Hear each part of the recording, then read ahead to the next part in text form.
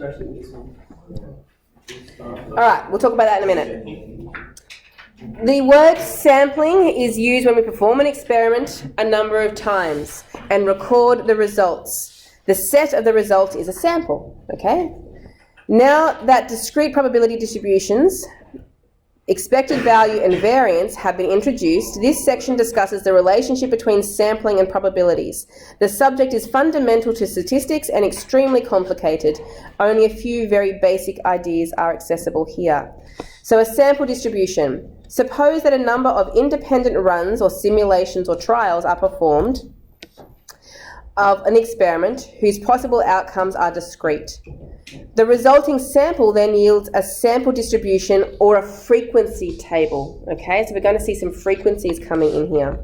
The relative frequency in the sample distribution corresponds to a probability. We saw that when we did some of our earlier exercises. When you're told to find a relative frequency, it's really the same thing as finding a probability, isn't it? So we're going to be able to treat it the same way in our table. Now suppose that the possible outcomes are numeric. The mean of the sample is denoted by our normal, this is what we're used to, a mean is an X with a little bar above it, and corresponds to the expected value of the theoretical probability distribution. So it's the sum of X times F of X. Okay, so that's really, can you see how that's the same thing as an expected value? Our expected value was the sum of X times P of X. P of X was probability of X. I'm just replacing that P of X with the relative frequency because that's my symbol there for relative frequency, F with a little r. Okay, it's really the same formula, just adjusting the symbols slightly. The sample variance, S squared, and the sample standard deviation are given by this. That is really saying my variance. Okay, remember variance is standard deviation squared is score minus the mean squared. There it is again in a different kind of form, but it means the same thing. Each score minus the mean squared and times by my relative frequency, which is the same as the probability. Okay? Just adjusting it for the notation that we've been given in the question. And then this is the alternative one here as well. The calculation of the mean and the sample variance can be done in tabular form in the same way as the expected value and variance of a probability distribution. Okay, a population census and survey. Performs an experiment, perhaps by asking questions on everyone or everything in a population. A survey samples only some of the population. The relative frequencies in a population distribution are the exact probabilities of a particular result when a person or thing is chosen at random from the population. The population mean is therefore assigned the pronumeral mu, and the population standard deviation is assigned the pronumeral, the sigma there. No, I wrote that in the wrong place. I was trying to get ahead. That's meant to be at the end. I'll have to rewrite that. Let's get rid of that. Okay, so in 1992, this is the one question we're going to look at, and it's mostly filled in for you. It's just to show you that we're using a different notation.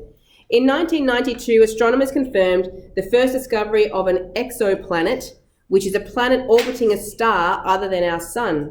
They soon found examples of multiple exoplanets orbiting the same star. Up to the 28th of November in 2017, the website, that one, reported that there were 3,653 planets had been discovered in 2,657 nearby star systems in our galaxy, including our sun. Here is the sample distribution for the number of stars that we have X known planets orbiting them.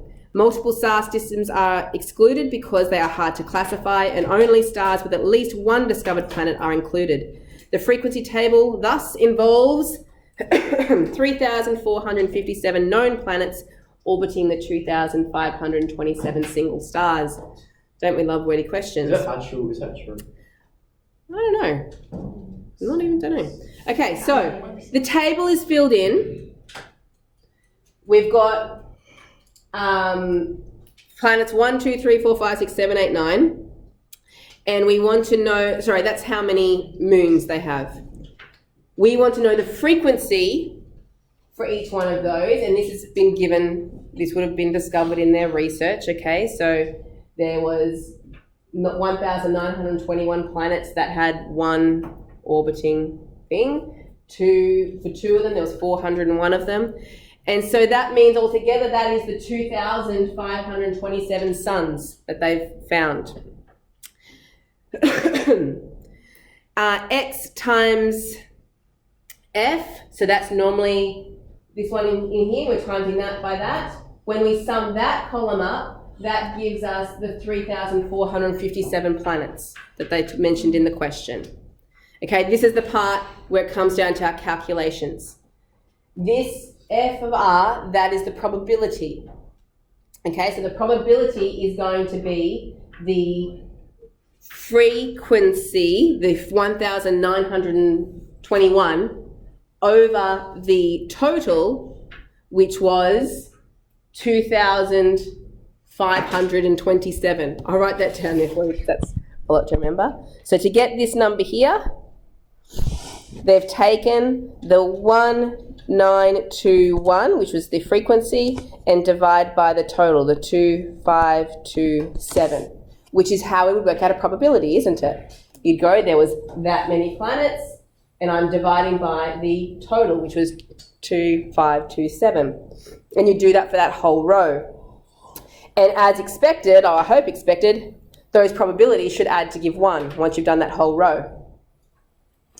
Then the next column, we need to do our score times our f of x.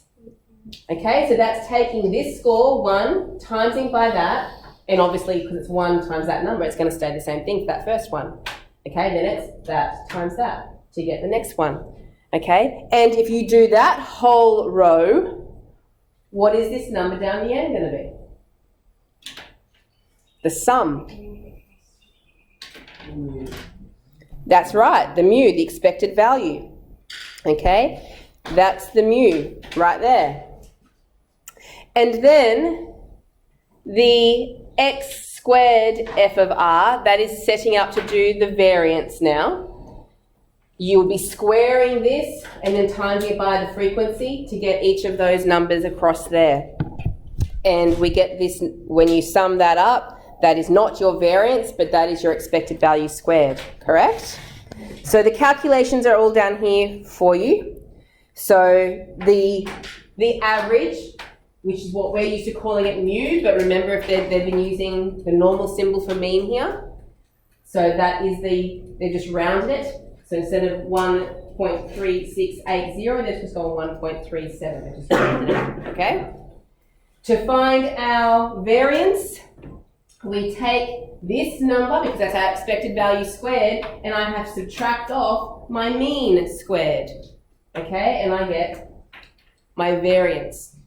That, however, remember, is the standard deviation squared. So if I want the standard deviation, I have to square root that, and that is how I get the 0.81 as my standard deviation. What are we even trying to do? Really, we're doing all the exact same things as what we're doing in 13C. We're finding variance, we're finding standard deviations, but the difference is that they're now basically using, instead of probabilities, they're referring to them as frequencies, and they're just adjusting some of the notation and stuff that we're using in here. It's really not a big deal. Why is there so many different symbols for everything? Like, we don't have this in the test. One for mu or I guess that's the trouble. They're not going to make sure that every single question is in the most familiar form, because it's not. And the questions on the HSC, they will try to make a fair number of them. It'll be familiar content, but they will try to make them look in an unfamiliar form. You have to be able to adjust a little bit. Okay, so the answer to your question is no. This is not, these ones are not the kind of ones that I'm putting on your test at this stage, but that does not mean that down the track you're not going to have to adjust to something like this. Okay? All right, anyway. It is the same stuff, yeah. All right, so this is the sample of all of the population of single star systems, stars in our Milky Way galaxy. Why would scientists never use this table alone to infer the distribution of exoplanets across all single star systems in the galaxy? So this was the stuff that I accidentally wrote on the other page. What is wrong with this experiment? What are some of the problems with the assumptions, I guess, that have been made here? Is this the only known stars? Like there could be other stars outside. Yeah, we've got quite a lot of limitations. First of all, that was the list I wrote down. So only larger planets are counted because smaller ones are hard to find. So I'll write them down again. Only larger planets are counted because smaller planets are hard to find.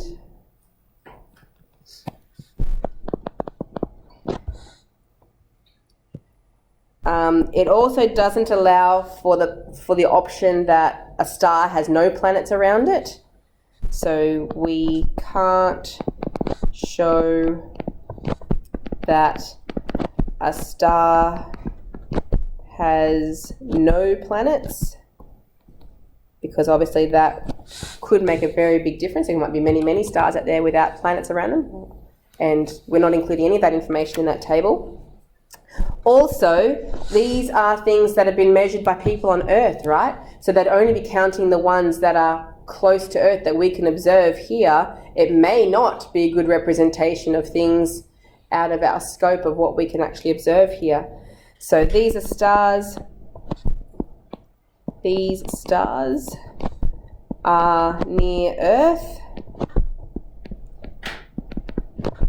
They may not accurately represent the whole galaxy.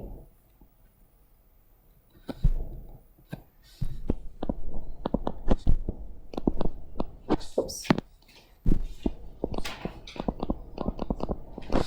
And the other thing, one last one here, is that it's a very small sample.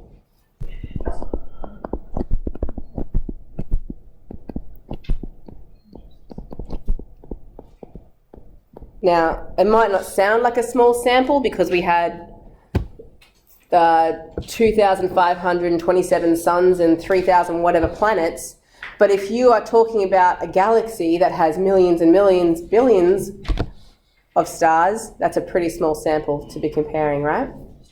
Anyway, so it's a bit of an investigation, which is the idea of this last exercise.